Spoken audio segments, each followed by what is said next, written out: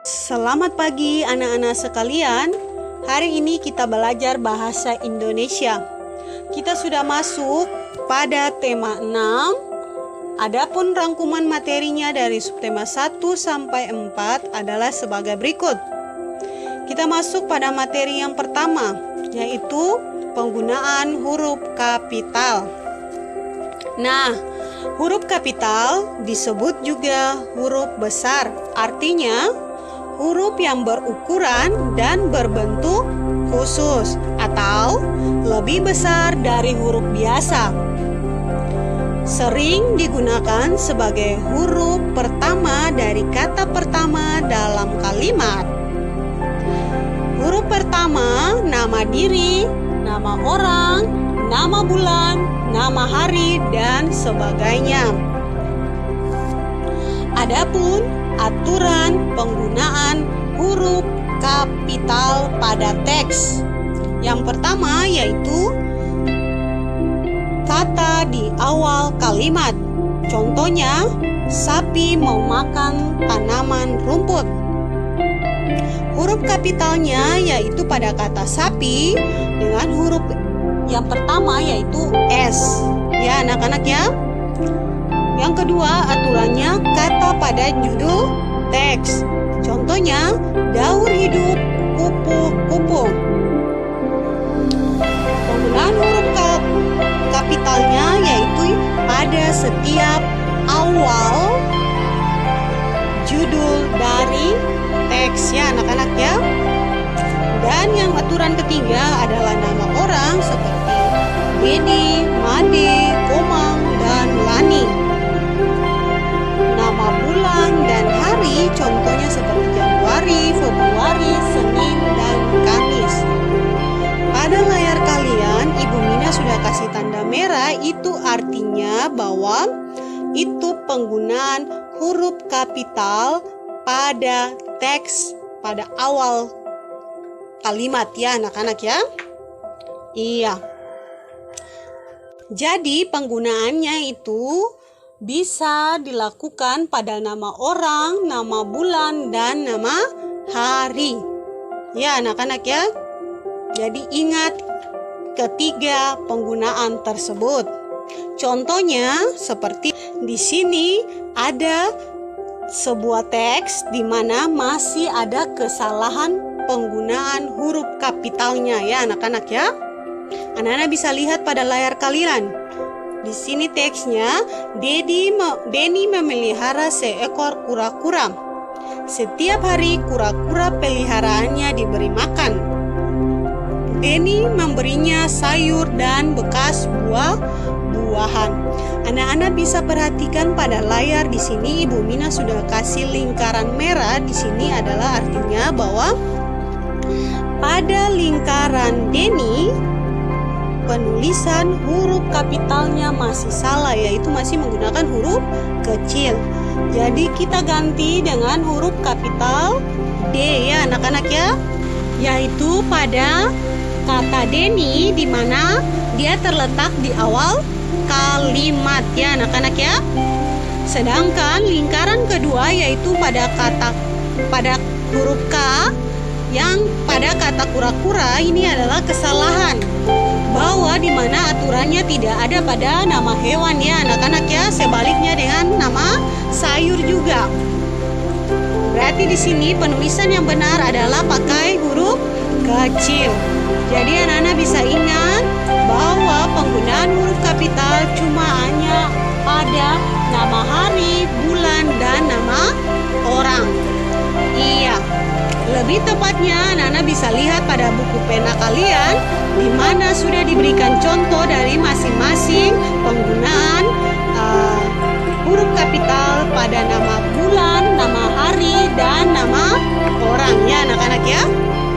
Iya, kita masuk pada materi yang berikut, yaitu menulis tegak bersambung.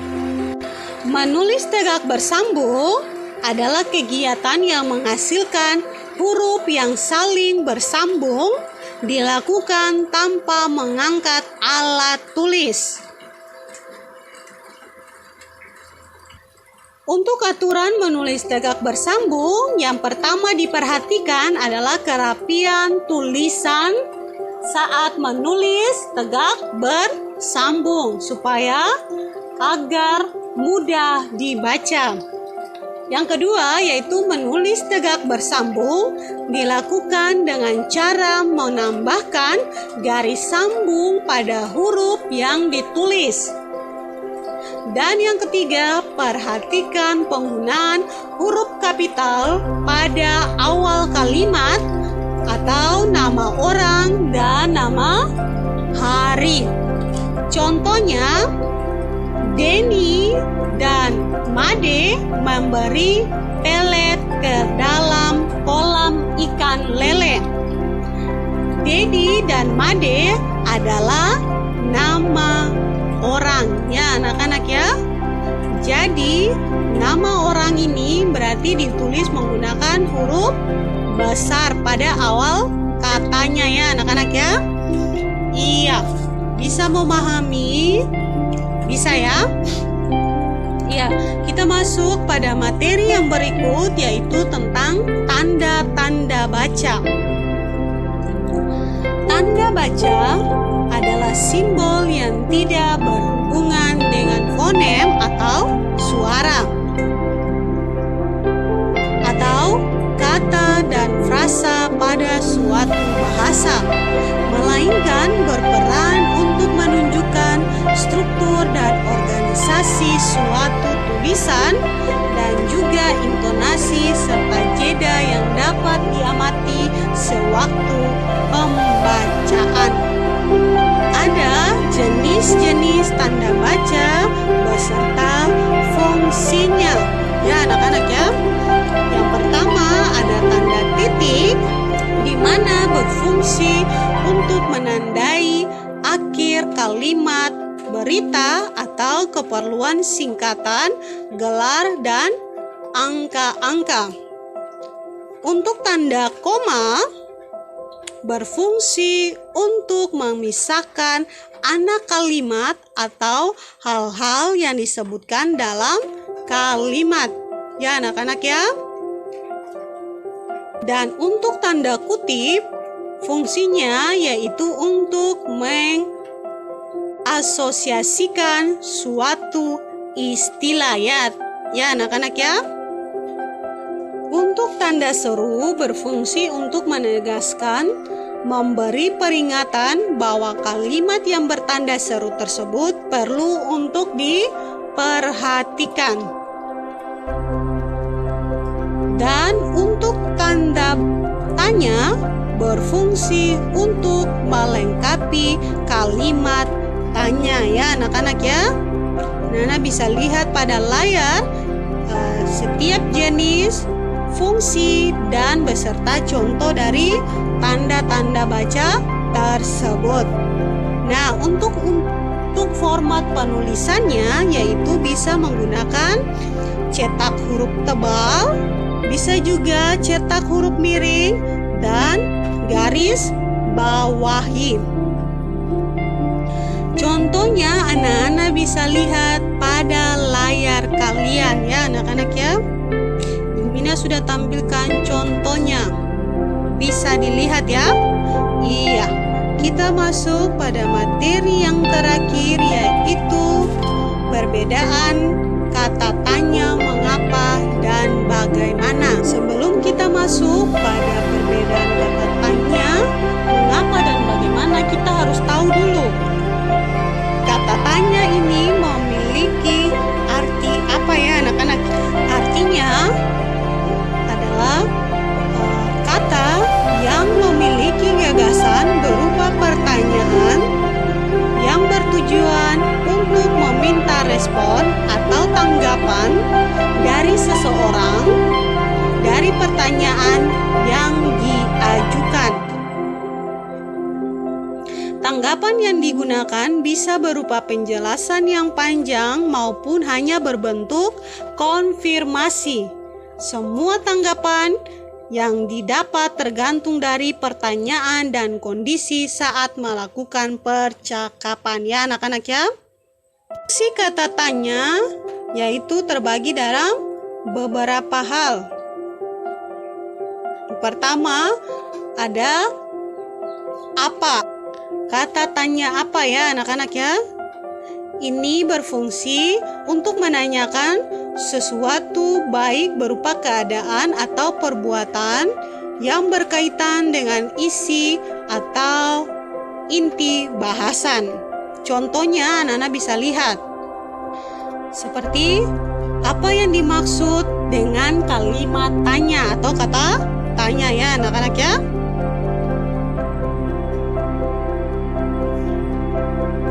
Yang kedua yaitu siapa. Kata tanya siapa merupakan kata tanya yang berfungsi untuk menanyakan pelaku yang terkait, tersangkut, atau turut serta dalam suatu peristiwa atau kejadian. Contohnya seperti siapa yang akan mengantarmu membawa raport di sekolahmu nanti. Ya anak-anak ya? Iya, dan yang ketiga yaitu kata tanya kapan yang berfungsi untuk menanyakan interval peristiwa terjadinya suatu keadaan. Misalnya, kapan acara wisuda akan dilaksanakan ya anak-anak ya? Iya, kata tanya mengapa berfungsi sebagai penanya alasan atau sebab sebuah peristiwa yang terjadi. Seperti, mengapa kau tak ikut acara perpisahan kemarin? Dan kata tanya yang terakhir yaitu bagaimana. Ini berfungsi sebagai menanyakan cara atau proses sebuah peristiwa berlangsung serta untuk menanyakan keadaan atau kejelasan satu hal. Contohnya seperti bagaimana proses metamorfosis ulat menjadi kupu-kupu. Dan kata tanya yang terakhir yaitu kata tanya berapa. Berfungsi sebagai penanya bahwa jumlah atau satuan ya anak-anak ya. Contohnya seperti berapa tinggi badanmu saat ini.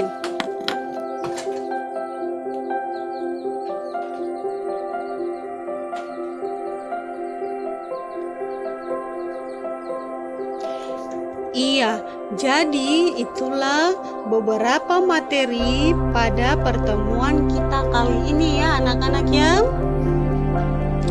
Lebih lengkapnya anak-anak bisa pelajari pada buku pena kalian ya anak-anak ya.